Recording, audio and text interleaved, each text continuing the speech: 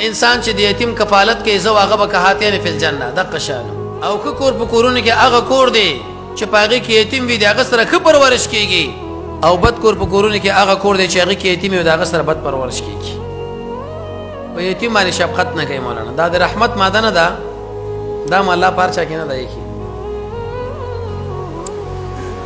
رسول الله صلی الله علیه وسلم یو ماشوم خل کې اقرا ابن حابس ورته تعجب سره وکاته دا زمون ویلس بچی دی ولاکم خل کړي وی شکل الله عز وجل استاد زړه رحمت اشتره دی نو زه نشم دنه کولای په یتیم باندې شفقت نه کول ابن حجر الهیثمی لیکلی یو ابن حجر اسقلانی دی ابن حجر الهیثمی لیکلی په کتاب الزواجر کې چې کوم یو کس د یتیم د مال خوري هغه دنیا له الله عز وجل دا زندق بوزي د اسقاطین تاسو ګورئ